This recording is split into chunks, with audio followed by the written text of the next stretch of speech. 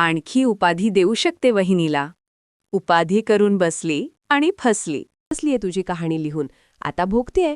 नवरा सांगत होता नको करू नको करू, पण ऐकलं नाही ना मी. सर्वांचे का नशीब असतं का श्वेतासारखं? नवरा पोलीस आणि बायको ठेवते सर्वसामान्यांना ओलीस. श्वेता, चल मूर्ख, इथं नाही, बाहेर सांगते तुला काही. काहीही यमक जोडते. नको ऐकू त्याला तूही. तुझ्यासारखाच आहे.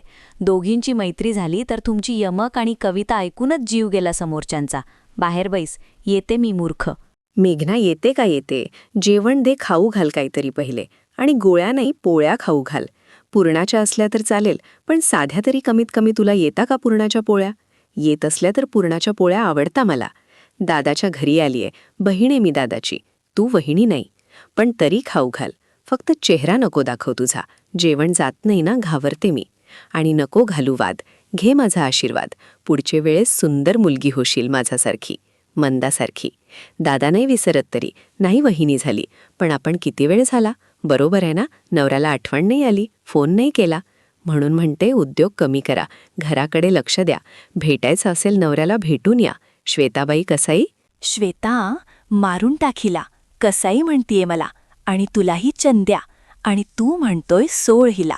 मेघना मध्येच बोलली. ही दादा, मी कसाही असला तरी नवरा आहे म्हणत होती. आग लावते आहे ही.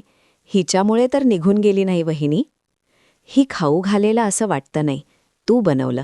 तुझ्या हाताला ही चव असेल दे मला. पण आत्ता तर मस्त सुगंध येतोय जेवणाचा. चंद्या, भूक लागलीये तुला म्हणून, नाहीतर तेल मीठ हळद यावर काही नसतं माझ्या जेवणात.